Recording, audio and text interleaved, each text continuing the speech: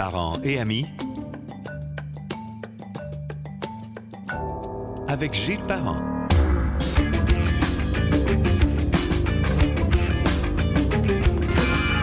Bienvenue sur Parents et Amis. On nous retrouve sur gillesparent.com, sur Spotify, Google Podcast, Balado de Apple et le canal YouTube sur le vocable Parents et Amis. Sur Apple Store, vous pouvez aussi télécharger gratuitement l'application des Balados Parents et Amis. Pratique, facile d'utilisation.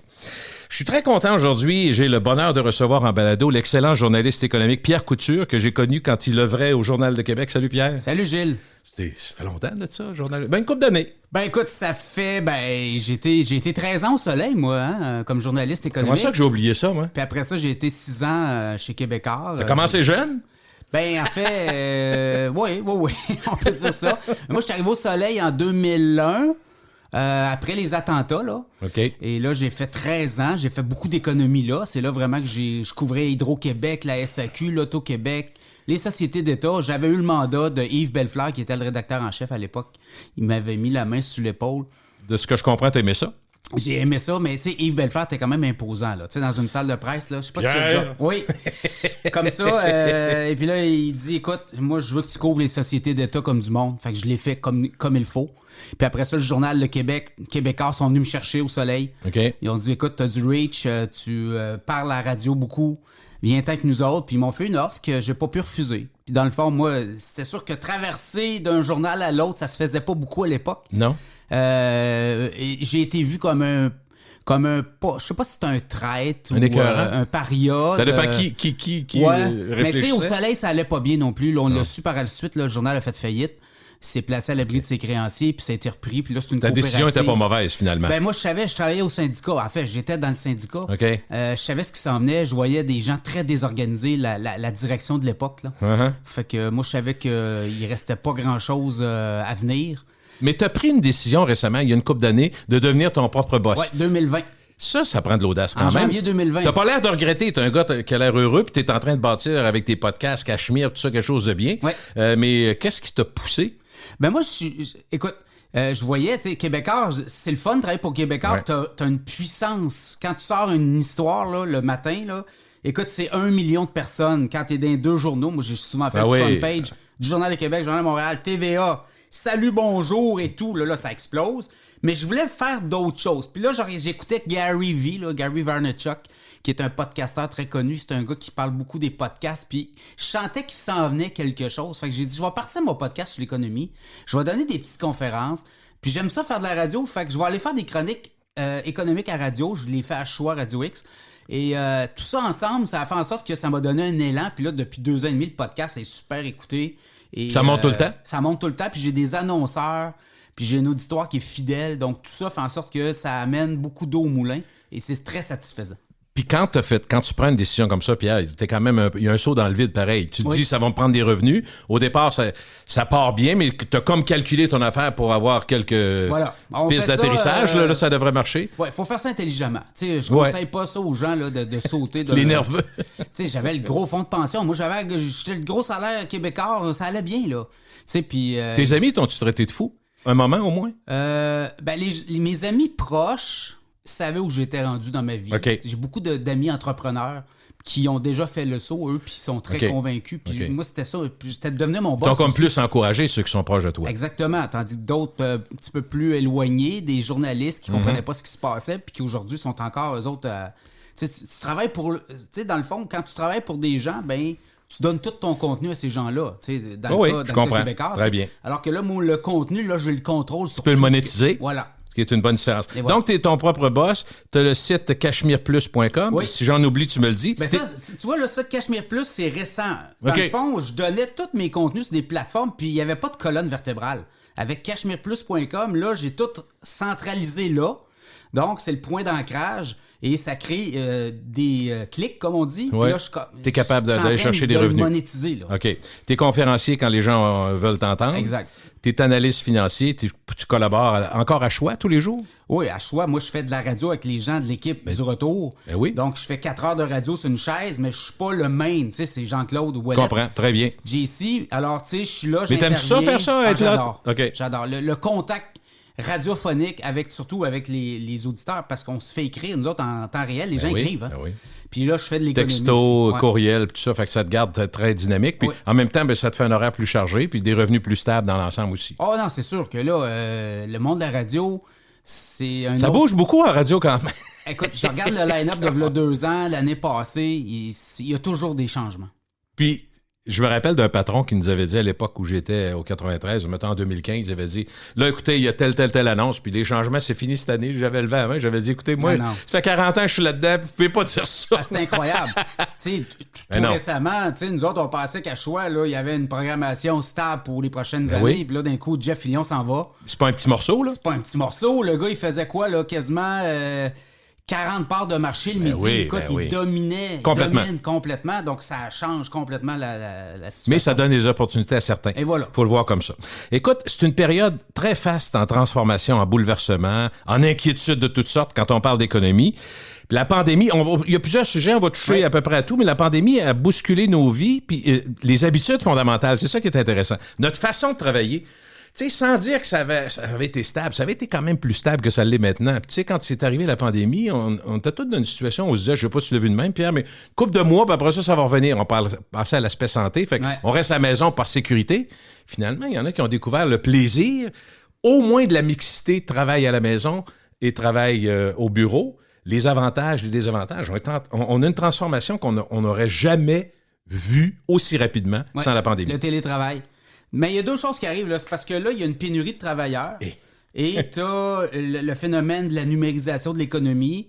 Donc, tu as des travailleurs qui, maintenant, profitent du fait qu'en télétravail, puis ils peuvent monétiser. C'est-à-dire qu'ils peuvent faire du chantage, là, entre guillemets. Tu sais, ils peuvent dire, moi, écoute, si t'es pas content, je peux aller travailler l'autre à côté. Il m'offre le télétravail. C'est pas juste des menaces, c'est vrai. C'est ça. Donc là, je pense que les employeurs sont à croiser des chemins. T'as pas le choix. Faut que tu sois séduisant. Puis si ton travailleur veut travailler 4 jours semaine à la maison, puis venir une fois au bureau de temps en temps se présenter, ben si c'est ça qu'il veut, t'as comme pas le choix d'y offrir. Là. Puis ça a tellement d'incidence. Prenons juste, on est à Québec ici, là, tout l'aspect local des restaurateurs, de tous ceux qui ont des services. Eux autres, là, quand il n'y a pas de monde dans un bureau, puis il n'y a pas de monde dans un commerce, je parle des employés, ça fait toute une différence. Je pense qu'au niveau de l'urbanisation, on va être obligé de réviser nos affaires parce que même le projet de tramway, là, je sais pas où ça s'en va, mais tout ça est fait dans une logique d'avant-pandémie. L'achalandage dans ce tramway-là va-tu être encore comme il l'était? Toute la façon dont on voit les commerces en haut, tu sais, t'as une tour à bureau traditionnelle, t'as les gens qui travaillent en haut, puis en bas, t'as un resto, t'as un dépanneur. Moi, je regarde à Choix, tout a fermé, les gens ont tout fait faillite. Là. Ben oui. C'est des drames épouvantables. S'il n'y a pas de monde qui circule, puis c'est de même, là, vous autres sont sur Grande Allée, c'est ça? Oui, c'est ça. Bon, dans le secteur de l'industrie à l'Alliance, beaucoup, là, à côté. Mais c'est à peu près pareil partout. Moi, quelqu'un me disait, ceux qui ont des stationnements, il y en a qui n'y a plus personne dans les stationnements, il n'y a plus d'auto. Tout le monde est touché. Tu sais, il manque à peu près 100 000 logements au Québec, qu'on dit, là, pour répondre à la demande. Moi, je pense qu'il va y avoir beaucoup de conversions d'immeubles commerciaux, de bureaux en condos. Et, je ne sais pas si tu es d'accord avec moi, je trouve ça fascinant ce que les frères Trudel font à Place Fleur-de-Lys. Parce que j'ai l'impression que c'est peut-être l'embryon de quelque chose qu'on va voir de plus en plus. Défaire des ensembles, défaire des gros stationnements qui ont de la valeur parce que, écoute, c'est de l'espace.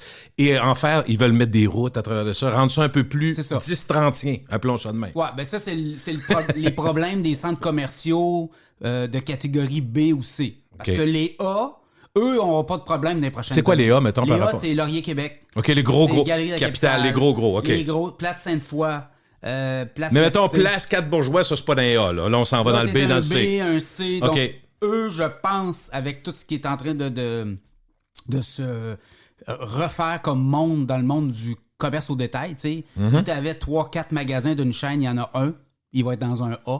Puis le reste, ben, on va les laisser aller. Donc, eux, ils ont vraiment vu l'espace du pied carré comme étant très monétisable. Oui. Puis là, ils vont adapter. Il va y avoir encore du centre commercial, mais il va y avoir un cinéma. Il va peut-être avoir des résidences de personnes âgées. Il va y avoir de la petite maison. Ils vont vraiment, tu sais... Là, il y a une université aussi. Donc, les écoles arrivent dans les centres d'achat.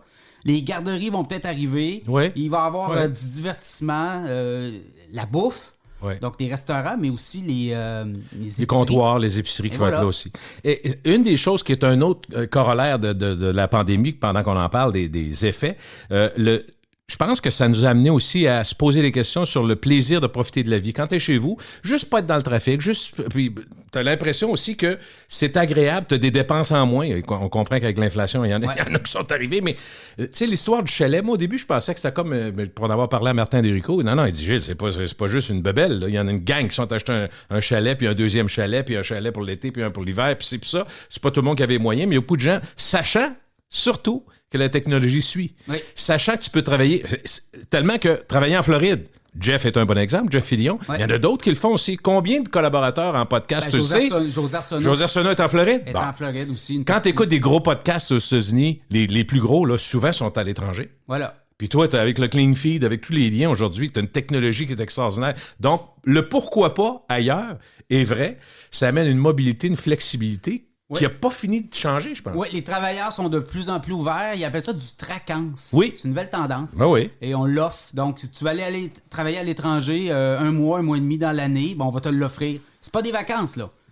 Tu sais, tu peux un mélange des deux. Tu peux aller louer un condo à quelque part avec ta famille, mais tu restes quand même, tu fais du 9 à 5 avec nous autres ou tu fais les heures que tu veux, là, mais tu fais tes heures sur semaine. Mais on permet que tu sois en remote, là, à distance.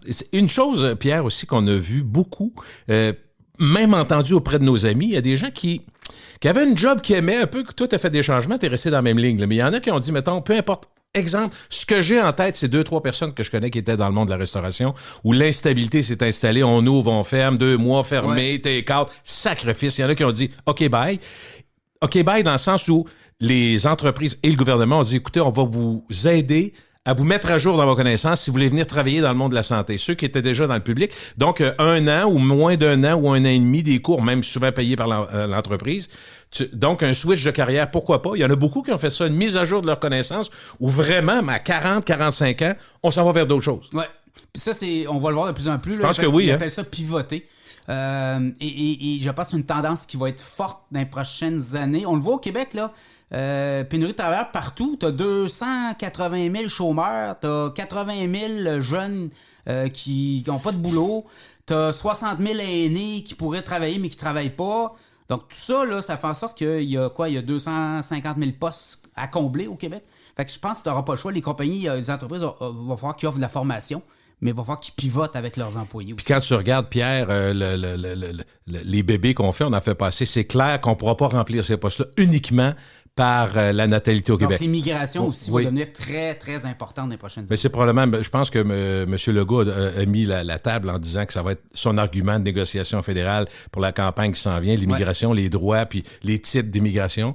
C'est sûr que... Les autres, ils veulent 100% des droits, là. Ils n'auront peut-être pas ça, mais on comprend quand tu regardes les chiffres. Ouais. D'accord, pas d'accord. Être nationaliste, je pense que la plupart des gens sont nationalistes, sont fiers. Indépendantiste, c'est une autre game, là, mais nationaliste, lui, il dit, dans le fond, si on prend les quotas, puis c'est le fédéral tout le temps qui émet, il y a tellement d'anglophones que éventuellement la place du Québec va tout le temps reculer. Parce que c'est plus facile d'apprendre l'anglais et les déboucher. Mets-toi à la place de quelqu'un qui arrive de l'extérieur. Ah ben tu veux pas venir au Québec. Ben, souvent, c'est plus facile. La famille est à Mississauga. Dans l'Est, tout le monde parle anglais ou presque. Dans l'Ouest, ça parle anglais. Au pire, il y a les États-Unis, tu sais, fait on comprend. On peut pas les blâmer de prendre la voie, entre guillemets, facile, surtout après ce qu'ils ont traversé. On peut-tu avoir une... Ça veut pas dire qu'il y aura pas personne au Québec, mais il va falloir être un peu plus sélectif, à mon avis. Je pense que le Québec a actuellement 50% de l'immigration. Il y a le choix, là. Choisir des francophones. Mais Legault, effectivement, veut avoir un peu 75-80. Donc, la game, elle va être là. Puis moi, je pense qu'éventuellement, il va falloir aussi peut-être augmenter les quotas. La France, oui, il y a beaucoup de Français là, qui veulent venir, mais il y en a qui sont déjà ici, mais qui n'ont pas reçu encore tous leurs papiers. Ça aussi, là, il y a un ménage à faire là-dedans. Là. La paperasse, c'est compliqué. La paperasse, ils sont là depuis 2 ans, 3 ans. Il y en a même qui ont eu des enfants ici, mais ils ne sont pas encore reçus. Ils n'ont pas encore le statut d'immigrant reçu. Ils n'ont pas leur passeport canadien. Qui est navrant quand ça fait des années. Mais là, souvent, ça donne des aberrations. Oui. Dis-moi, parmi les gros sujets, tu sais, quand on dit que c'est une période faste en information, l'immobilier, il faut parler de l'immobilier un peu. Des occasions inusitées, un marché complètement fou, stimulé par le manque d'offres généralisées, donc, et aussi un taux d'emprunt qui était très bas. Là, c'est en train de changer un peu, mais disons que ça a amené quelque chose de complètement fou. Et Quand ils ont commencé à parler, je ne sais pas si tu l'as vu de même, mais des taux d'intérêt qui allaient monter, il y en a qui sont garochés pour canner tout de suite, pour pas se faire prendre. C'est peut-être encore le cas, je ne sais pas. Ouais, ben là, ce qu'on voit, c'est que depuis le début de la pandémie, bon, je te dis, là, depuis un an, là, ce qu'on voyait, c'est des taux d'intérêt très bas et un manque criant de logements. Là. Je te parlais de 100 000 au Québec. Ouais. Donc, ce qui est arrivé, c'est que les baby boomers qui devaient vendre leur maison pour s'en aller en RPA, en résidence de personnes âgées, ont décidé, moi, je reste chez nous. À voir l'actualité, moi j'aurais fait pareil. Bon. Quand tu vois que c'est tout croche dans un centre, tu fais quoi? Chérie, on va se faire payer. On va payer quelqu'un à faire le gazon, quelqu'un faire ci, faire ça. On reste chez nous. Ouais. On rénove peut-être. On rénove. Mais là, ce que ça fait, c'est que ça a diminué de moitié les inventaires disponibles du jour au lendemain. Toi, tu veux me dire, il y a 10 ans, les personnes d'un certain âge, ils partaient? V'là un an.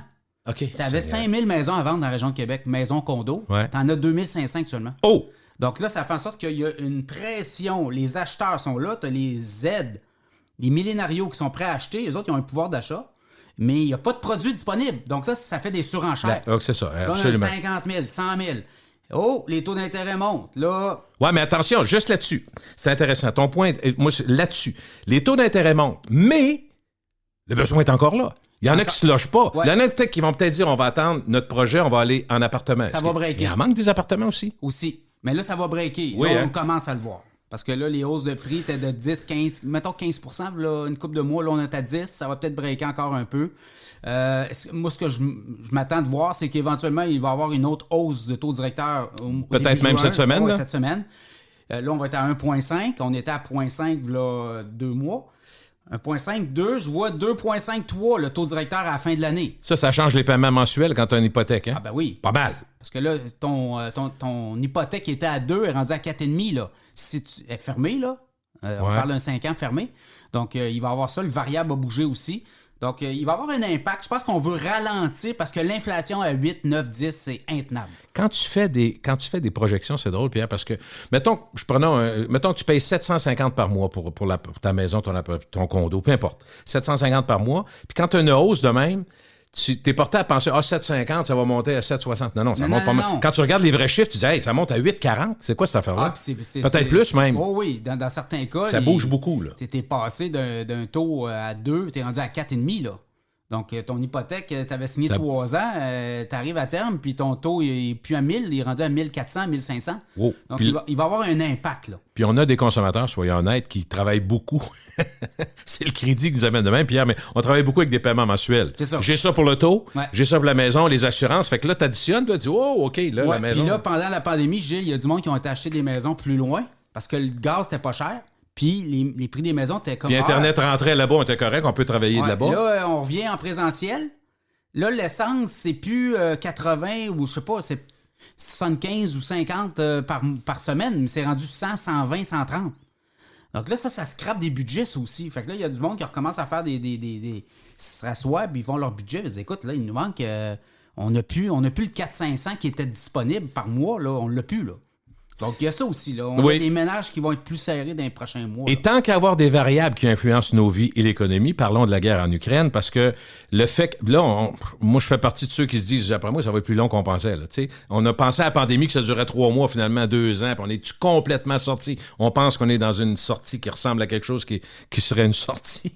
Mais Ukraine, ça se peut qu'on s'enlise aussi comme bien d'autres guerres. Ça faisait le pétrole encore cher pour plusieurs pour un bout, hein? mois. Tu penses ça, toi aussi, qu'on n'est pas sorti de l'auberge? Moi, je pense qu'on va peut-être taper le 2,75, le 3 $ du litre d'ici la fin de l'été au Canada ou au Québec. Mon frère Claude vit en Allemagne. Il dit en termes en canadien, c'est 3,25 le litre en Europe. Exact. 3,25 le litre régulier, là, si tu le mets, parce que l'autre à 2,9, 2,10 ici à Québec. Fait ça se peut que ça monte, hein? Moi, je m'attends, là. J'ai vu les pronostics, c'est JP Morgan. Eux voient le gallon à 6 $ aux États-Unis d'ici la fin de l'été. Il est à 4,50. Fait que c'est encore un tout le monde va toucher, 20 je regardais encore un matin, ça monte. Donc, le pétrole aussi. La demande, c'est parce que là, on est dans l'été, hein, le driving season. Les gens voyagent, donc consomment plus d'essence. Les avions, les voyages sont partis, là. Oui. Les gens repartent en Europe. Donc ça consommait beaucoup de pétrole aussi, ces avions-là. Donc on repart là, les croisières. Là, ils n'ont pas encore monté les prix tant que ça. Ils ont monté les prix un peu, mais comme ils étaient au sortir d'une récession où les gens ont moins voyagé, c'est normal. Donc, ils veulent être attrayants. Mais on comprend que rapidement, ça va monter. Là, parce c'est une prime, hein? Ils peuvent te monter une prime sur l'essence comme ça, là. Du jour au lendemain. Tu as signé un contrat, mettons, avec ton agence de voyage. Ils rajoutent ça? Oui. Mais tu sais que inclus, là. Ceux qui nous entendent, qui ont fait venir, mettons, n'importe qui pour un service, plombier, électricien, réparateur de toiture, souvent, tu as une facture, ça va être marqué essence, 15 piastres. Oui. Ils t'ont pas demandé la permission, mais tu sais, ils se disent, écoute, ça n'a pas de bon sens. C'est tous des camions, c'est tous des F-150, des gros camions. Remplir ça, d'après moi, c'est 200, 250, là. 200 piastres, sans misère. On reçoit des photos à radio, là, les entrepreneurs, les gars. Ils sont découragés, c'est sûr. Mais c'est 200 souvent. Mais qui paye en bout de ligne? Tout le temps, le consommateur. C'est le client. Tout le temps. Fait que ça, on va voir effectivement ce que tu viens de dire là, des additions qui sont faites comme ça. Mais là, je vois l'inflation, ça commence à breaker. Là. Aux États-Unis, il y a eu une baisse le mois dernier. Au Canada, on est peut-être encore en haut. Moi, d'après moi, on a atteint le haut. Là. Je suis tellement d'accord avec toi. Puis, sais-tu quoi? Là, on nous annonce 50 points là, de taux d'intérêt qui augmentent. Puis en même temps, pour avoir lu, tu as peut-être vu le même manifeste d'une trentaine d'économistes qui disaient en augmentant de façon générale les taux d'intérêt, on augmente tout, puis là, on vient faire du tort à beaucoup de monde, entre autres les gens de la classe moyenne, parce que dans le fond, il y a un élément circonstanciel. La guerre en Ukraine, c'est sûr que ça risque de durer plus longtemps, mais ça a un impact direct sur les coûts. Puis également, la pandémie qui a amené une surchauffe, puis une surenchère. Tu sais, il y a quelque chose dans la période de temps, Pierre, qui est circonstancielle. Non, on a imprimé 2 fois plus d'argent en circulation là, pendant les deux années de pandémie. Là. Regarde, le gouvernement du Canada est allé s'endetter d'une année seulement 327 milliards. Ils vont avoir doublé la dette. Donc, on a injecté dans le système parce qu'on a tout arrêté. Moi, je pense que c'est là qui était l'erreur. On a pris panique. On a fermé les économies alors qu'on n'aurait peut-être pas dû faire ça. Et là, ça a créé en sorte que là, t'arrêtes, tu repars, t'envoies de l'argent au ménage. Qu'est-ce que ça fait? Tu crées de l'inflation. Et l'inflation qui est là, c'est l'argent qui est imprimé par les gouvernements. Je veux dire, le gouvernement du Canada émet des obligations. Il y a juste un preneur, c'est la Banque du Canada qui imprime. Et toi, et Pierre, tu as dû le dire 1000 fois, mais dans le fond, l'économie, c'est la consommation. C'est 70-75%. Au total, c'est ça. Alors, mettons que tu as un projet, prenons les gens qui nous entendent, là, tu avais un projet d'acheter un VR, mettons, ou acheter un chalet ou rénover. Puis là, tu regardes les taux d'intérêt, on annonce des hausses. Tu risques de mettre les breaks, tu vas dire, oh, OK, on va attendre un peu. Ou tu voulais changer de voiture, finalement, ils n'ont pas ce que tu veux, tu dis, on va arranger celle-là, tu essaies de faire arranger, c'est compliqué. Mais autrement dit, la décision, parce que c'est toujours anticipé, la décision des consommateurs de mettre sur pause des dépenses anticipées, là, ça va avoir un impact, tu sais, sur la consommation. Enfin, quand tu dis l'inflation a peut-être atteint son top, parce qu'à un moment donné, s'il y a moins de demandes, il va y avoir une pression vers le bas. Le consommateur, le réflexe d'un consommateur, lui, il se met en boule. Oui. Là, ce qu'on voit, là, tu vas voir, les vacances vont passer, les gens se disent, regarde, ça fait 2 ans, moi, là, je pars. Je me gâte. On y va. On va en dehors, on va revenir, mais au mois d'août, là, septembre, là, j'ai comme l'impression que l'économie va breaker. Et là, on va voir l'inflation redescendre graduellement. Fait que tu vois pas des taux d'intérêt monter pendant 3 ans, toi. Là, c'est sûr que ça sera pas si long. Ah, ben, tu vois, même Powell, de la Banque centrale des États-Unis, la Fed, la semaine dernière, il a dit, moi, ma job, c'est pas de scraper l'économie, je veux pas qu'on aille en récession. Donc, lui, il va voir là, il voit que les consommateurs se mettent trop en mode pause, ben il va slacker sa hausse de taux d'intérêt, le taux directeur qui a une influence sur tout le loyer de l'argent après ça. Là. Donc, j'ai comme l'impression... Moi, je pense que les banques centrales sont intervenues trop tard. Ils auraient dû débuter leur hausse de taux l'an passé. Quitte à faire un petit point 25 juste pour mettre... non, il y plus que ça. Au mois de novembre, même Clément Gignac, l'ancien... de IA. Oui, économiste de Industrielle Alliance qui est rendu sénateur, l'a reconnu. Et Bernanke, qui est l'ancien président de la Fed, dans son livre qui vient d'être publié, reconnaît l'erreur des banques centrales. Ils sont intervenus trop tard. Donc, puis il n'explique pas pourquoi ils ont fait ça. Est-ce qu'il y avait une commande politique? Parce que là, actuellement, les gouvernements ramassent. Parce que quand il y a de l'inflation comme ça, là, pour les gouvernements, c'est merveilleux. Les taxes rentrent parce que tous les prix ont monté de 10, 12, 15%. Les gens travaillent plus parce qu'ils ont besoin de faire de l'overtime pour se faire de l'argent. Pour faire leur argent. Ton train de vie de l'année passée, cette année, c'est 5000 $ de moins que tu as dans tes poches. Donc, faut que tu le combles. Si tu continues. Ben, si tu vas gruger dans tes épargnes ou tu vas faire de l'overtime, mais tu vas en donner au gouvernement aussi dans l'overtime. Pénurie de travailleurs. Il y a tellement d'overtime qui se fait, il manque de travailleurs. Fait que le gouvernement ramasse, là, il est content, lui. Mais pas juste les banques aussi. Je regardais les banques, je regardais les compagnies pétrolières, ceux qui sont... puis même les compagnies comme Sobeys qui font de l'alimentation. C'est pour ça que quand tu investis dans des titres boursiers, il faut que tu investisses souvent dans des titres où la compagnie est capable de refiler la hausse de prix à ses clients. Je te parle de télécom, les cellulaires. Qui sont presque indispensables pour nous des choses. privera pas de manger. Le pétrole, c'est les banques, regardez, vos forfaits bancaires n'ont pas baissé. Pourtant, il y a 15 ans, quand ils disaient on va remplacer les gens par des guichets automatiques au départ, Ben oui. On se disait, vous allez voir, vos forfaits bancaires vont baisser. Ça a-tu baissé? Ça n'a pas baissé. Après ça, ils ont dit on va remplacer les guichets par des applications, vous allez tout faire en ligne. Oui, OK, mais t'as-tu baissé mon forfait? Ben non, ça, c'est plus cher. C'est ça aussi, là. S'il y a une bonne nouvelle, si on regarde l'histoire, c'est pas toujours une répétition, mais si on regarde l'histoire, mettons, des 40, 50 dernières années, on se rend compte que quand il y a une récession mondiale ou une récession importante, c'est rare que ça dure longtemps.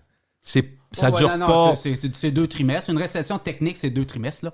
Donc, c'est 2 fois 3 mois, donc 6 mois consécutifs avec une croissance négative. Mais on n'est pas dans une récession mondiale présentement. On l'est pas. Est-ce qu'on va y être, à ton avis? Les États-Unis, au premier trimestre, ont été négatifs. Nous autres, au Canada, on était positifs. Fait que ça nous prendrait 2 trimestres, mais là, je vois que l'économie va quand même bien. Au Québec, on va peut-être avoir un 3,5 cette année. On a eu 6 l'année passée. Fait que les gouvernements ainsi injectent de l'argent là, pour créer, stimuler. Donc, il y a ça aussi. Mais aux États-Unis, là, tu vois, les messages qu'on a, c'est qu'ils vont essayer de stimuler l'économie pour pas aller en récession. Mais ça se pourrait aux États-Unis. Nous, on va être en retard un peu, là, si ça arrive. Juste pour revenir un petit mot sur la guerre en Ukraine, les fameuses sanctions économiques, moi, je n'ai pas l'impression que ça a tant d'impact que ça. Moi, écoute, les Russes étaient prêts. Hein, ils travaillent beaucoup avec les Chinois, les Russes. Oui. Donc, ils sont de l'autre bord. Les crypto-monnaies aussi sont dans les crypto-monnaies. Donc, puis je voyais même l'Ukraine a demandé d'être payé en crypto-monnaie. À un moment donné, ils demandaient de l'aide mondiale. Puis ils disaient, on a ouvert un compte chez FTX, mettez de l'argent dans les cryptos. Donc, tout le monde joue dans les cryptos, mais c'est pas bon les cryptos, mais il y en a une gang qui s'en sont tirés avec ça. Est-ce que tu penses que tu parlais des banques centrales, mais l'impact, monsieur, madame, tout le monde aujourd'hui se sent égorgé par les prix qui sont très élevés. Fait que je me demande, c'est quoi qu'est-ce qu'on peut faire, dans le fond, sinon se retraiter, dans le fond? Il y a 2 choses. C'est soit tu es plus productif. Là, on revient à plus, OK, ouais. Qu'est-ce qu'il disait, Lucien Bouchard? Faut travailler plus. Allez travailler, Québécois. Les gens ne l'aimaient pas à l'époque, mais c'est ça aussi. Là. Je veux dire, si tu as ton coût de la vie, ça te coûte 5 à 7 000 $ de plus cette année pour avoir le même train de vie que l'an passé, ben tu n'as pas le choix. Là. Tu vas piger dans tes épargnes, soit tu fais ton budget puis tu dis, ben là, je vais couper là. Donc là, c'est vraiment en mode défensif. Ou... Ben, l'offensive, c'est tu travailles plus. Oui, tu vas payer plus d'impôts, mais tu vas avoir plus d'argent dans tes poches. Tu vas compenser la perte de ton du coût de la vie. Là. Ceux qui s'enrichissent le plus, c'est ceux qui ont switché des fonds mutuels à l'immobilier, mettons, il y a quelques années, parce que c'est plus sécuritaire là que... Parce que, évidemment, ça a monté beaucoup la bourse dans les dernières années, mais là, ça a mangé une bonne volée. Voilà, depuis le début de l'année, je regarde le Nasdaq, c'est moins 25. Canada est moins pire, ça a l'air, TSX? Canada, ben, c'est parce qu'on a du pétrole. On a des matières premières, donc on est sauvé. Le pétrole canadien a fait 39 % depuis le début de l'année. Oh, OK. Lui, il nous tire vers le haut, dans le fond. Qui ont fait un virement vers le pétrole. OK. Moi, je le vois, j'ai un groupe de discussion sur Cachemire Québec, où les gens, on a beaucoup d'investisseurs, on jase de ça, puis il y en a beaucoup qui ont viré vers le pétrole. Mais tu sais, l'immobilier, ça a été payant. Il y a des années, c'était stag. Ça y allait pas. Là, on est vraiment dans un bel élan. Mais l'immobilier, c'est toujours très... faut que tu aies un fonds de portefeuille dans l'immobilier. Tu sais, un immeuble qui traîne à quelque part, un loyer, un logement, un condo. Un 12 portes, un 8 portes. Oui, les gens vont te le dire. Puis là, tu le sais, tu en as près de toi aussi qui sont dans l'immobilier. Puis c'est des très bons rendements année par année. Je veux dire, puis dans les prochaines années, il manque 100 000 logements au Québec. On sait bien que ça n'arrêtera pas demain matin. Puis on envoie des projets. Ce qui manquait, il y a eu une période faste de condos. Ouais. Après ça, trop de condos. On a viré ça en condo-location parce qu'on ne savait plus quoi faire avec. Là, il y a eu il manquait beaucoup d'appartements. On riait, mais on disait entre autres, le long du Plessis à Québec, il y a des appartements qui sont là depuis 50 ans, 60 ans, à moitié rénovés, souvent presque jamais. Fait qu'on se disait, c'est sûr que dans le neuf, le logement, là, on est en train de rattraper, mais il en manque encore. Dans la région de Québec. Écoute, c'est incroyable. Là, mais le long de la capitale, pas loin des galeries de la capitale, c'est incroyable, les logements. Depuis Stéphane Huot, le promoteur, entre autres, il y en a d'autres, là, Logisco, la famille Laberge sont là-dedans, là, je veux dire. Alors, oui, il y a des besoins. L'immigration va amener aussi des besoins. À chaque année, je regardais à Toronto, c'est Mississauga, je pense, c'est l'équivalent de 100 000 personnes qui arrivent autour à Toronto. Hey, c'est une ville de 100 000 personnes qui se bâtit à chaque année. Là. C'est fou. Donc, les besoins sont là dans les prochaines années. Et le transrégional, Pierre, aussi, les gens qui partent d'une région qui s'en viennent à Québec. Québec gagne. Là-dessus, pour la première fois depuis un bon bout, même par rapport à Montréal, ben tu sais, écoute, la base. Je jasais avec quelqu'un, j'étais sur les plaines d'Abraham à un moment donné. Le gars, il a une job, il était avec sa femme et sa fille de 11 ans, il me raconte sa vie à lui, mais je trouve que ça représente bien ce qu'on peut imaginer. Il dit, moi, j'ai une job en informatique, je peux travailler n'importe où dans le monde, puis ma femme et moi, on s'est dit, on va faire 2-3 ans par pays ou par continent, on va essayer des affaires. Parfait. Fait qu'il était en Angleterre, il était même au nord, est allé en Irlande, tout ça, puis ils ont fait 3 ans là. Après ça, il est allé en Espagne, Portugal, 3 ans. Il dit, on voulait faire le Canada, pays sécuritaire, de la patente. Fait qu'il dit, on s'est installé pour 3 ans à Vancouver. Ben oui, j'ai dit, une belle ville à Tabarouette, je suis allé l'année passée. Le coût de la vie est très élevé, là. Oui, mais lui, c'était pas ça, sécurité. Okay. Il dit, ma fille de 11 ans, elle allait à l'école, 2-3 fois par semaine, elle se faisait crier après par des itinérants. 8000 itinérants dans la ville de Vancouver. C'est un fléau. C'est un vrai fléau. Mais il dit, moi, là, c'était pas une question de savoir si la ville est belle ou pas belle, puis travailler, je peux travailler n'importe où. Mais il dit, ma femme et mes enfants commençaient à se faire crier après, puis c'est pas que ça, mais pour eux, c'était ça. Ouais. Donc, une ville où il y a des coûts très, très élevés, où il y a une certaine violence, surtout dans le sud. Fait qu'il dit, j'ai fait ni une ni deux, on parle quelques langues, fait qu'on on a fait une recherche, sécurité, plaisir de vivre, nature, pop, Québec.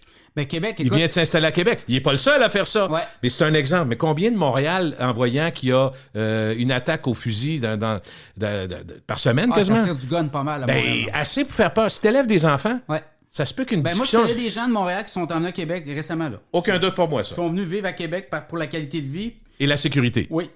Québec peut jouer là-dessus beaucoup, je pense. Parce que, tu sais, écoute, avant les fêtes, j'étais allé à San Francisco.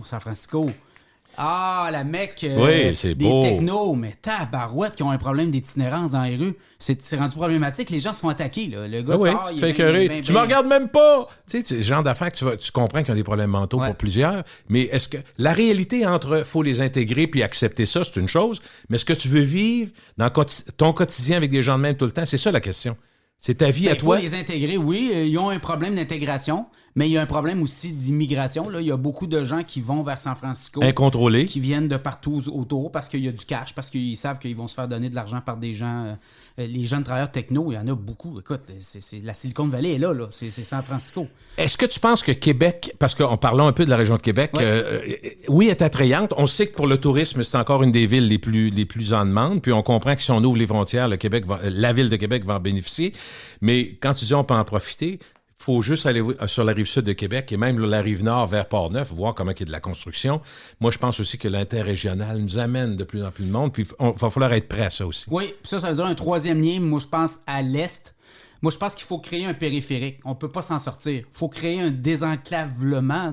Désenclavement, oui. Puis éventuellement, moi, je pense que Québec, Lévis, ça va devenir une ville. J'ai comme l'impression qu'on s'en va. J'en ai parlé au maire Marchand dans un fameux podcast, puis il me dit, moi, je suis pas contre, je sais pas que ça va arriver, mais ils ont des discussions intenses, puis on se rend compte qu'on doit travailler ensemble. Ah, ben là, de plus en plus. Puis je comprenais pas pourquoi Régis Labaume ne le faisait pas davantage. Bon, c'est un problème personnel peut-être. Plus de l'ego, là. Ouais, mais moi, je vois éventuellement, écoute, une fusion des deux rives, ça va-tu se faire dans 15 ans, dans 20 ans? Je ne sais pas. Moi, je pense que ça va se faire. Mais il faut avoir des liens. On peut pas continuer avec un pont de Québec qui est complètement inadéquat, désuet. Ce pont-là, dans 20 ans... Il n'était pas fait pour des véhicules à la base? Pour Pierre Laporte, il y a 50 ans, là. Tu sais, je veux dire, à un moment donné, il y a des problèmes majeurs aussi. Donc, ça va prendre... Oui, mais si tout le monde est à la maison en télétravail, te dirait certains, on n'aura pas besoin. Oui, mais... Non, mais c'est vrai, c'est dans la discussion. Il y a un retour aussi des gens Mais la relation humaine, Pierre, aussi. Mais aussi les camions, là, tu sais, c'est pour ça que moi, je pense que c'est un pont à l'est, au bout de l'île, là, dans ce coin-là. Je ne sais pas comment on arrange ça, là. Mais il faut que les camions désenclavent puis que ça la fluidité. Autrement dit, les poids lourds sont pas obligés de passer au cœur de la ville. C'est ça que tu dis qu'il soit. S'ils arrivent de la Côte-Nord, ils passeraient par là. S'ils arrivent du bas du fleuve, ils passent par là. C'est ça, un périphérique, dans le fond, là, c'est un espèce de... Le Toronto, on le vit très bien. Il y en a 2 périphériques. Là, à Montréal, quand tu veux pas passer par le centre-ville, ben tu passes par la 10 en bas, là, puis là, tu longes, puis là, tu repasses par-dessus le fleuve, puis là, tu arrives l'autre bord... Avant Rigaud, c'est quoi? C'est dans ces zones-là? Oui. Dis-moi, Pierre, quand on apprend presque mois après mois ou année après année que la région de Québec, au plan économique, s'en sort presque mieux qu'à peu près toutes les villes canadiennes, comment tu l'expliques? Toi, c'est quoi les grands facteurs? Population vieillissante aussi. Donc, la population active diminue beaucoup. Ça aide beaucoup à mettre pour la stat. Chômage je comprends. Bas, là. Université Laval, les entreprises, le gouvernement, évidemment, là, on s'en sort pas. Beaucoup de fonctionnaires, donc ça fait en sorte que ça stabilise. Quand il y a une récession ou quand il y a des problèmes économiques, le gouvernement ne met pas à pied tout le monde comme les entreprises privées peuvent faire. Là. Donc ça l'aide. Mais moi, l'entrepreneuriat à Québec est très fort. Tu sais, je fais un podcast, je rencontre 2-3 entrepreneurs souvent. Des compagnies que tu connaissais même pas, qui sont très actives. Là. Ça fait 2 ans et demi, je vois pas le bout. Là. Tu sais, j'en rappelle quelques-uns des fois, des gros succès, mais il y a des jeunes qui poussent, il y a des startups. Il y a quelque chose... En innovation. En jeu. Puis on peut ajouter dans la stabilité, si tu es d'accord avec moi, la finance puis les assurances. 15-20 000 personnes à Québec qui travaillent dans l'assurance. Industrielle Alliance, nomme toutes les compagnies d'assurance, SSQ, Beneva. Donc, c'est tout ça qui fait que après ça, la fibre optique, là, l'INO. Je pense qu'on est très bien diversifié aussi. Puis la qualité de vie. Tu sais, tu regardes, tu élèves une famille ici à Québec, 20 minutes, tu es dans le parc des Laurentides. Écoute, moi, je pars faire du ski avec mon fils. On est à Limoilou. Je pars 20 minutes, j'étais à la porte de Stoneham le soir. Merveilleux. Ouais. Je fais 3-4 descentes. On a pris notre air, on a fait nos affaires. On s'est énervé un peu. On redescend dans notre voiture. En autre 20 minutes, tu étais revenu chez vous. C'est exceptionnel, ça. As-tu l'impression que, je parle de la région de Québec, mais ça pourrait être ailleurs, que la pandémie qui nous a forcé à changer nos habitudes va avoir une pérennité, autrement dit, aussitôt que ça va se mettre à mieux aller, mettons, dans 1 an ou 2, on va revenir à nos vieilles habitudes, on va dépenser... Là, on le voit, là, tu sais... Parce que c'est jamais très loin, nos habitudes. Je regarde ces routes, là, ça commence à revenir. Là. Oh, le trafic? Oui, il commence à y avoir du trafic. Nous autres, on le fait à la radio, on donne notre trafic, puis il y a du trafic, c'est épouvantable. Les animateurs qui restent à Rive-Sud traversent. Il y en a qui arrivent des fois quasiment de tard pour le show de 6 heures parce que ils sont fait prendre. Oui, il y a des travaux, mais il y a beaucoup de trafic. Oui, il va y avoir ça aussi, mais je pense que la jeune génération va demander justement du 4 jours. Moi, les semaines de 4 jours s'en viennent, je te le dis. Là, c'était pas ça, ça va revenir. On voit télétravail, vacances-travail. Tout ça est vrai. Puis l'autre chose que j'ai vue, parce qu'on a un ami qui travaille aux États-Unis, à qui on l'offre, des gens qui ont une job particulière à faire. Dans son cas, elle travaille chez Facebook, mais elle travaille chez Amazon, tout ça. Et souvent, ce que eux veulent, pour X, Y raison, c'est qu'ils veulent travailler à l'heure qu'ils veulent. Fait que les entreprises, par exemple, elle va dire, mettons, moi, en après-midi, je t'allais faire du surf, ou peu importe ce qu'elle fait, ses commissions, elle avait quelque chose avec son auto, rentre à 8 h le soir jusqu'à 4 h du matin. Les entreprises permettent ça 24 heures par jour. Elle peut rentrer avec son chien. Les grosses compagnies de même, ils se disent, regarde, tu peux le faire. Fait que la flexibilité des entreprises pour garder leur monde, tu sais, dans le monde de la haute technologie, si t'es un peu trop difficile, tu vas perdre ton monde. Fait que, tu sais, c'est pas juste travailler à la maison, mais travailler à l'heure que tu veux. Oui, puis là, tu parles aux entrepreneurs, puis là, eux autres, ils se sont rendus compte que pendant la pandémie, tout leur modèle d'affaires qui tenait sur le présentiel ne tient plus. Donc, tous les coûts de pieds carrés d'un bureau, ben là, tu vois qu'il y a des entreprises qui sont en train de refaire leur devoir, dire, écoute, moi, j'ai plus besoin de... je te donne 10 000 pieds carrés ou 5 000 pieds carrés. J'en ai besoin de la moitié. Puis je veux plus de bureaux fermés, je veux juste des bureaux. Les gens viennent, ils se branchent. Pas de nom. Tu prends celui que tu veux, tu te branches là. Même pas de bureaux fermés, là. Tout ouvert. Puis c'est comme ça que ça va marcher. Puis si vous voulez rester à la maison, restez à la maison. Puis... Et l'autre affaire, même si plusieurs entreprises, entre autres dans l'assurance, parce que j'ai des amis qui travaillent là-dedans, ont donné des montants forfaitaires au début pour s'acheter, mettons, un ordi plus puissant, un système Internet plus puissant, parce qu'au début, il y en a une gang qui était, je dirais juste une jambe, même pas prêt pantoute à travailler à la maison. Fait qu'il y a eu des montants qui ont été donnés. C'était bien moins cher que de garder le monde, l'entreprise, les souterrains, l'entretien de ces bâtisses-là. Oui, mais là, pendant ce temps-là, ils payaient, les autres, là, les entreprises. Oui, là, tu comprends? Là, le gouvernement du Québec va falloir qu'il fasse un ménage aussi, parce que lui, il a plein de pieds carrés. Inutilisé? Ben, voyons donc, il y a plein de fonctionnaires qui ne reviendront pas, là. Donc là, il y a ça. Là, c'est pour ça que je te dis que dans le commercial, il va y avoir un surplus et là, il va y avoir des promoteurs résidentiels qui vont ramasser ça, puis ils vont faire des conversions pour essayer de convertir. Juste te dire, là, Pierre, comment on sait que c'est une grande préoccupation à l'emploi et qu'il manque de monde. Tout ça, juste pour le fun, moi, je me considère comme retraité actif. Je fais mon podcast, tout ça, mais bon. Donc, ce que j'ai fait, je suis allé sur Indeed, juste pour études socio-économiques, puis je me suis inscrit comme retraité actif qui veut travailler à la maison à temps partiel. J'ai entre 30 et 50 offres d'emploi par jour. Absolument. Ah, non, je suis tombé en bas de ma chaise, j'ai dit, voyons donc, puis des choses souvent très intéressantes. Je les prends pas. Non, mais ce que je veux dire, c'est étonnant. Je me dis, donc, quelqu'un qui veut, mettons qu'il veut songer à changer de job parce qu'il n'est pas si heureux. C'est le temps. C'est le temps actuellement. Si tu veux magasiner... Des fois, ils t'offrent les cours de mise à jour payés. Venez-vous-en, on va vous former. Oui. Ah ouais, non, là, c'est le temps. Puis pour non seulement ça, mais améliorer son sort dans l'entreprise. Tu vas voir le boss, tu dis, écoute, le voisin de l'autre bord m'offre 20 000 10 000 de plus ou 20 000 de plus. Ben, c'est reconnu, là. Quelqu'un qui a changé d'entreprise souvent va gagner des fois 50, 60 000 $ de plus après 10 ans que s'il était resté dans l'entreprise. Donc là, on le voit, nous, ça. Ici, on commence à voir ça. Là.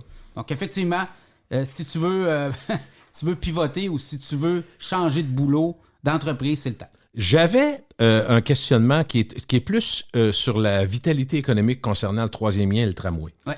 Je veux qu'on parle de ça. Outre le fait, on aurait-tu dû avoir un tramway, aurait-tu dû se rendre là, il faudrait-tu... Bon, c'est pas ça du tout que je veux parler. Je veux parler du fait que quand le tramway va être en marche, il est déjà en marche parce qu'on comprend qu'il y a des études qui se font. Moi, la question, c'est, y a-tu 3000 personnes qui vont travailler là-dessus? Parce qu'il va y avoir du monde, là. Tu sais, quand tu vas faire les rails, on a 5 ans à enfanchieniser la vie des gens parce que ça va chialer. Moi, j'ai hâte de voir les coûts.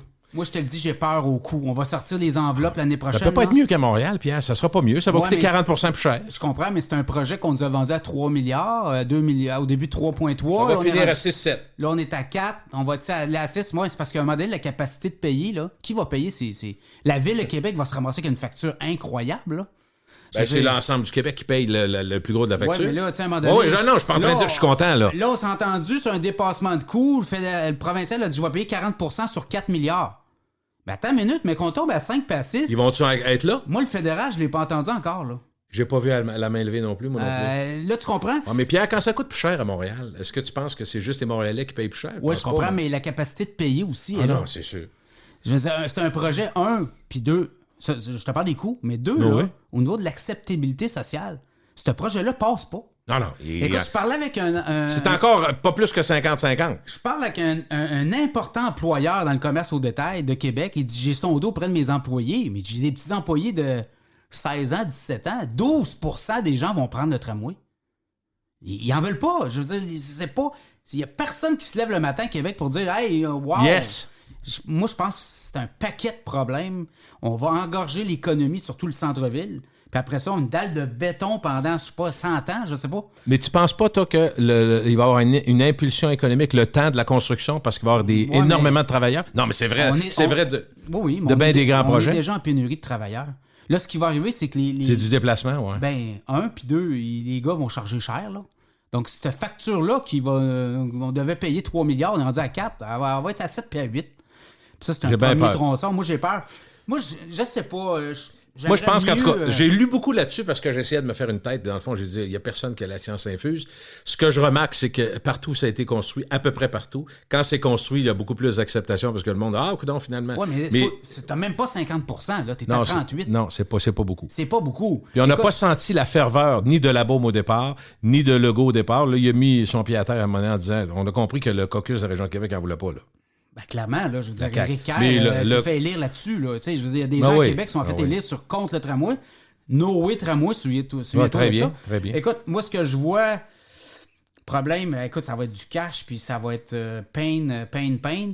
Ça me surprendrait pas. Tu sais, je verrais davantage un projet pour Québec, un métro avec un premier axe, là, Haute-Ville, là, de la colline jusqu'à Laurier-Québec.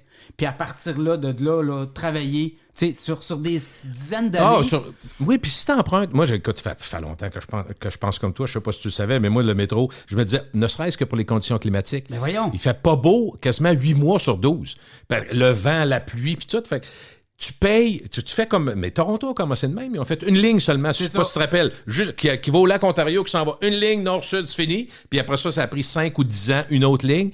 Fait que tu sais... Après ça, Québec-Lévis... Puis si t'empruntes sur une période... Parce qu'un métro, c'est bon pour 100... On le voit, là. 50 ans. Les taux d'emprunt, ça peut aller même sur plus de 100 ans, là. Ben vois-tu, le métro de Londres date de 1870 à peu près. Ouais.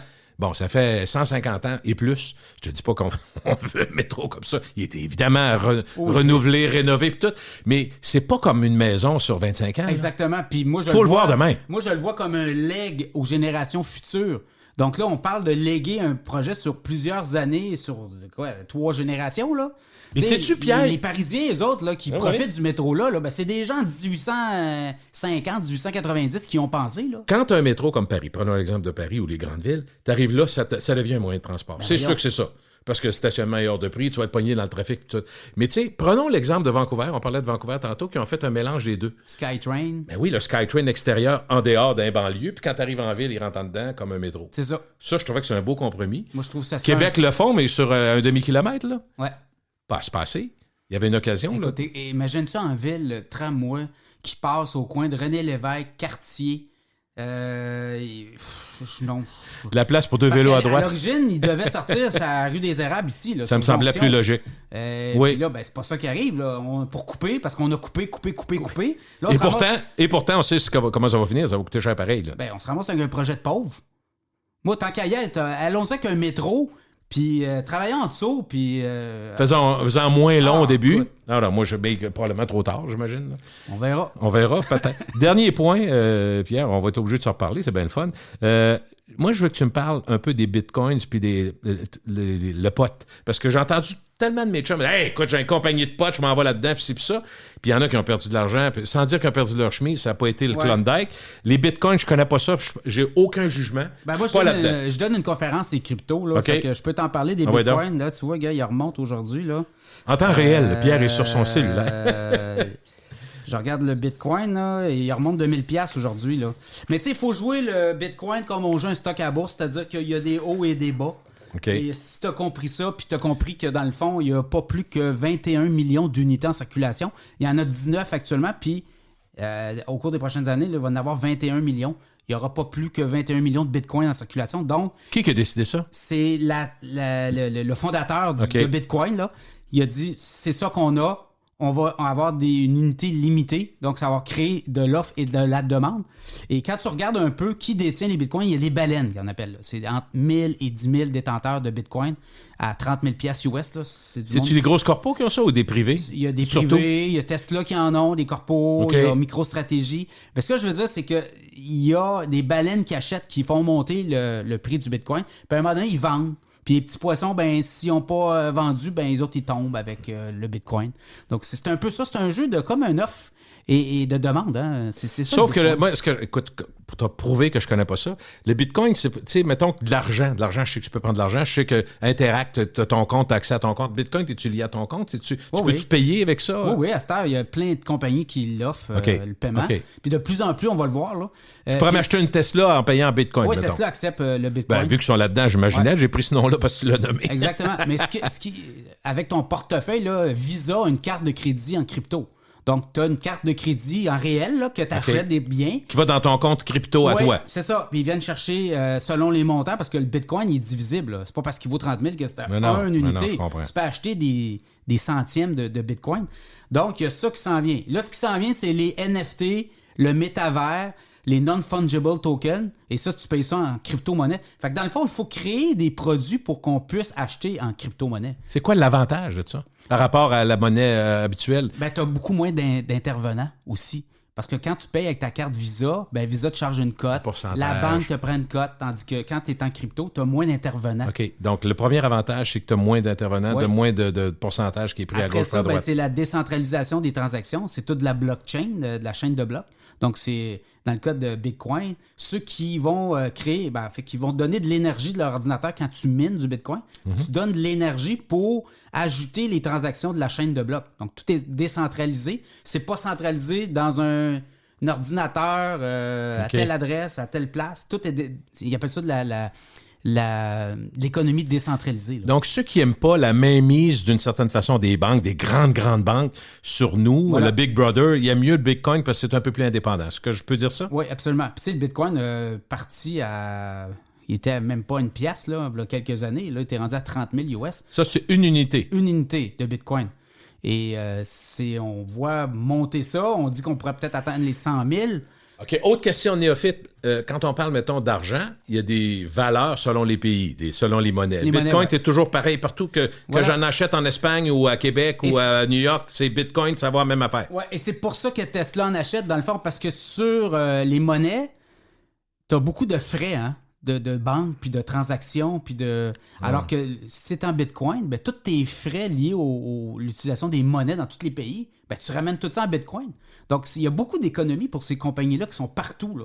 À l'international. Donc, on ramène tout en dollars US mais en Bitcoin. C'est vrai que quand quelqu'un qui a loué une maison, mettons en Espagne pour une semaine de vacances, tu vas dans des sites comme Verbo, le VRBO, puis quand tu vas à la banque, le Swift, frais, le ça, c'est 15 pièces, 20 pièces. Fait que tu as 30, 40, 50 pièces de frais. Bitcoin, ça sera pas pareil. C'est ça que tu me dis? Ben, c'est-à-dire que si tu l'offres le paiement... Si l'offre, OK, c'est direct. Mais ce que je veux dire, c'est c'est que là, actuellement, il y a beaucoup d'enflures. Il y a beaucoup de cryptos qui vont disparaître. Je pense qu'on va avoir un ménage. Ah oui? Mais le Bitcoin va rester, l'Ethereum vont rester, d'après moi, là, ce que je vois. Là. OK. Il y a beaucoup, tu sais, on a le scandale Luna, là. Ça, les gens ont perdu beaucoup d'argent. Là, ça valait 100$ US, puis là, ça vaut 0,0002. Il y en a qui se sont essayés, mais il reste des majeurs. Bitcoin en est un. Bitcoin, d'après moi, moi, je l'appelle la mère de toutes les crypto-monnaies. Là. Je pense que le Bitcoin est là. Des prochaines années, tu vas voir, là, ça va repartir vers le haut. Puis il y a du monde qui vont en acheter en haut puis qui vont le vendre en bas. Comme à la bourse, là, ils vont se faire laver. Faut que tu comprennes que c'est toujours cyclique comme ça. Donc, quand tu as compris ça, quand tu as compris que c'est des unités limitées. T'en as pour combien de millions, toi, personnellement? Ah non, moi, j'en ai pas beaucoup. Ce que je fais, T'es allé un petit peu au début? Ben moi, j'achète des compagnies à la bourse, donc facilité de transaction, par rapport à facilité sur les plateformes de Bitcoin, là, qui sont... OK. Là-dedans, il y a un ménage qui va se faire aussi. Mais moi, j'achète des compagnies qui minent le Bitcoin, donc Bitfarms, Hive, compagnies canadiennes qui sont à la bourse de Toronto. Donc ça, j'achète ce genre de titres-là. Eux autres gèrent pour toi, dans le fond, eux autres, ils minent. Donc, eux autres, ils se font payer pour fournir de l'électricité. Eux autres, c'est des fermes d'ordinateurs. Là. OK. Puis eux autres, ils fournissent de l'électricité à Bitcoin. Puis quand ils trouvent des Bitcoins, parce qu'ils génèrent de la chaleur pour eux autres, de l'énergie, ben ils se font rémunérer. De cette façon-là. C'est pour ça qu'il reste 2 millions de bitcoins en circulation qui vont être donnés éventuellement. C'est pour les mineurs, pour récompenser les mineurs qui, eux autres, donnent de l'énergie, leur énergie d'ordinateur, pour créer les chaînes de blocs, les chaînes de transactions qu'on voit. Donc, c'est complètement fou. C'est un monde dans un monde. Là. Ça va me prendre un podcast au complet pour comprendre comme faux, là, mais là, ça me donne une idée. Je n'étais pas là pantoute. Là. Je commence à mettre un petit pas là-dedans, puis je veux pas être spécialiste. C'est pour ça que Bitcoin, on dit proof of work. Dans le fond, c'est tu prouves que tu es capable de fournir de l'énergie au réseau et on te rémunère en conséquence. Il y a beaucoup de gens qui ont des petits ordinateurs là, qui font de l'argent avec ça. Là. Bon, le petit ordinateur, elle roule et elle génère beaucoup de chaleur aussi. Mais elle, dans le fond, elle fournit de l'énergie, elle fournit des données au réseau Bitcoin pour que les gens fassent des transactions. Le fameux projet de milliards là, sur la rive sud là, de l'ancien, voyons, Christy, parce que je veux dire son nom, Saint-Nicolas, pas Saint-Nicolas? Oui. Tu sais, le gros projet. Q-Scale. Oui, c'est ça, Q-Scale. C'est-tu ça un peu qu'ils vont faire? Est-ce qu'ils vont aller... Je parle de l'énergie, là, je parle pas des bitcoins. Ouais, non, lui, c'est un centre de données, mais pour des transactions beaucoup plus... Spécialisé? Oui, parce que lui... J'ai jamais entendu parler de Bitcoin là-dessus, mais je me disais qu'il y a beaucoup d'énergie. Il disait qu'il allait même en libérer pour faire de l'agriculture à côté, un genre d'intégration. Mais lui, c'est des centres de données de haut niveau, là. Parce qu'il y a de l'algorithme... donc, c'est des centres de données... archi spécialisés, on comprend. Parce qu'eux autres, il y avait 4 degrés à l'époque. Oui, exactement. Ils ont vendu ça. À Québécois, je pense. Je me demande si c'est pas Québécois. Québécois l'a revendu à quelqu'un d'autre. Mm-hmm. Tout le monde prend sa cote là-dedans. Là. Mais eux autres, ils sont là, sont en construction. Oui. Et il y a beaucoup de phases à venir. Donc, c'est beaucoup d'argent, ça aussi, qui va être mis dans Merci, Pierre. À bientôt. Pierre Couture. Ça fait plaisir. On l'entend à choix. On le lit partout. Salut, bye. Salut.